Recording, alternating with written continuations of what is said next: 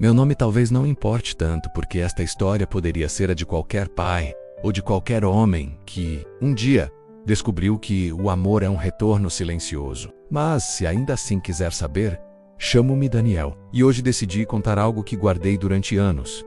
A jornada de um pai que tentou acertar, mesmo quando não sabia exatamente como. Tudo começou muito antes de eu entender o que era ser pai, muito antes até de eu saber quem eu era. Cresci em uma casa modesta, onde meu pai falava pouco e trabalhava muito. Ele saía antes do sol subir e voltava quando já era tarde demais para conversas longas ou para perguntas profundas. Ainda assim, havia algo no seu silêncio que eu só fui compreender décadas depois. Ele estava sempre ali, mesmo quando parecia distante demais para ser tocado.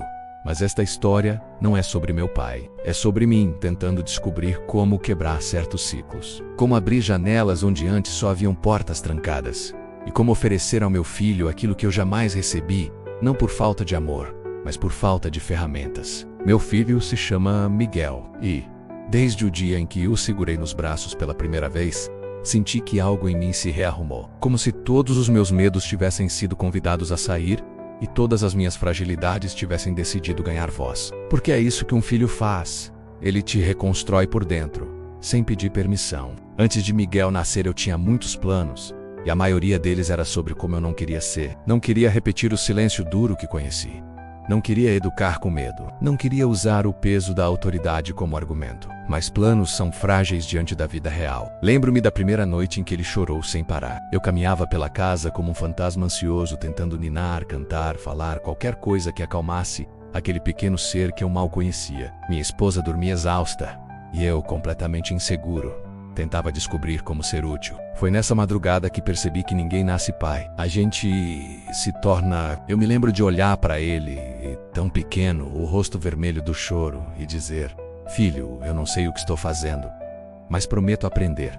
E foi aí que tudo começou. Os anos passaram com rapidez quase violenta. Dizem que a infância dura pouco, e eu descobri isso tarde demais. Cada fotografia, cada desenho torto na porta da geladeira, cada queda de bicicleta parecia carregar um lembrete silencioso: você não terá isso para sempre. Miguel tinha um sorriso fácil e um olhar curioso. Fazia perguntas demais, e quase todas elas me pegavam desprevenido. Pai, para onde vão as pessoas quando a gente não vê mais elas? Pai, por que as coisas mudam, pai? Quando é que a saudade passa? Eu tentava responder da melhor forma possível, mas algumas perguntas eram grandes demais até para mim. E é estranho admitir, mas a vida tem essa mania de colocar no rosto de uma criança enigmas que nem o adulto mais experiente consegue decifrar. Não me lembro da última vez que segurei Miguel no colo, mas lembro da primeira vez que ele me soltou a mão. Estávamos atravessando a rua, e ele, decidido a mostrar que já era grande demais, puxou a mão e correu sozinho até o outro lado. Foi um gesto simples, mas eu o senti como uma queda. Porque crescer é um processo silencioso onde, dia após dia, nossos filhos nos deixam um pouco... A primeira noite que ele dormiu fora de casa, o primeiro jogo sem que eu estivesse na arquibancada, o primeiro problema que ele guardou para si, a primeira vez que ele disse: estou bem, quando claramente não estava. É estranho como os filhos vão se afastando devagar, quase imperceptivelmente, até que um dia você percebe que eles já não te procuram com a mesma urgência. E isso não é culpa deles. É apenas a vida. Miguel entrou na adolescência como quem atravessa uma tempestade, rápido, barulhento e cheio de relâmpagos. Eu tentava me manter perto, mas, como todo pai, muitas vezes ficava preso no dilema de quando falar e quando apenas estar. As brigas começaram por coisas pequenas, menos a bagunça no quarto, o horário do videogame, a escola. Mas no fundo eu entendia o que estava acontecendo. Ele estava tentando descobrir quem era. E nesse processo todo mundo empurra o mundo para longe. As portas começaram a se fechar mais do que antes. E talvez eu tenha demorado demais para perceber que aquilo não era rebeldia, mas um pedido silencioso por espaço. Uma noite, depois de uma discussão boba, ele me olhou com os olhos marejados e disse: pai, às vezes parece que você não confia em mim. Aquilo acertou fundo demais. E foi ali que eu entendi que confiança não é um lugar onde se chega menos.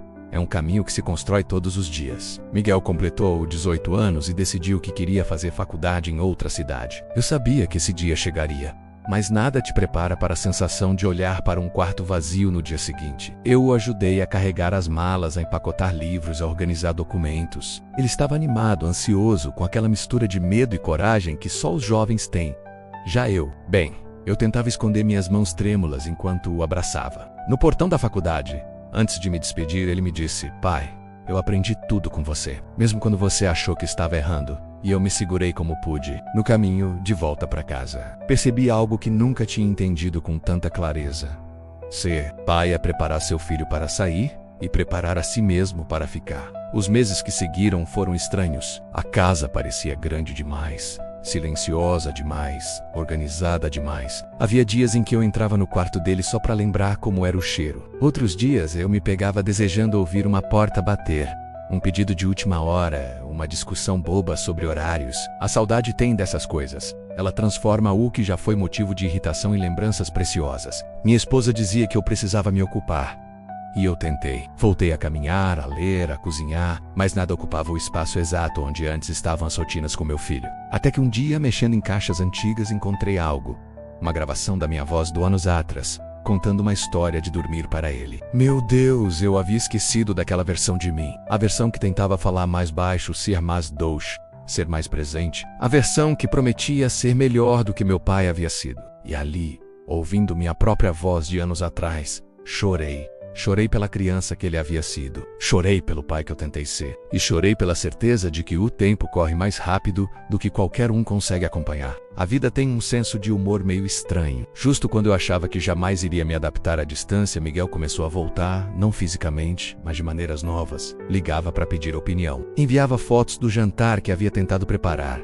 Contava sobre amigos, medos, frustrações. E aos poucos a relação que antes era de pai e criança se transformou em algo mais equilibrado. Quase duas vidas caminhando lado a lado. Até que um dia, sem aviso, ele apareceu em casa com uma mochila e disse: "Pai, posso ficar uns dias?" Senti saudade. Eu queria ter respondido com maturidade, mas a verdade é que eu apenas o abracei forte demais, como se estivesse recuperando anos. E naquele abraço, entendi que, quando um filho volta, ele nunca volta igual, ele volta maior. E de alguma forma, isso faz você crescer também. Em uma noite comum, estávamos sentados no quintal conversando sobre a vida. A lua estava cheia, iluminando a mesa de madeira que já tinha mais anos do que eu conseguia contar. Ele bebia refrigerante ou café e, sem perceber, entramos em um daqueles diálogos que se tornam o ponto de virada da vida. "Pai, eu sempre tive medo de te decepcionar." "Por quê, filho?" "Porque você sempre foi tão forte e eu nunca me senti tão forte assim."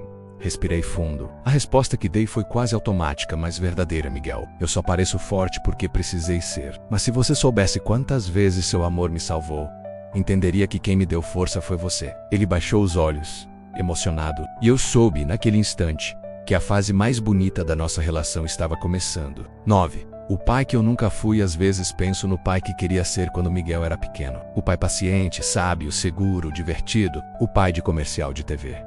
Mas olhando agora, percebo que fui apenas humano. E talvez isso tenha sido suficiente. A paternidade me ensinou mais sobre fragilidade do que sobre poder.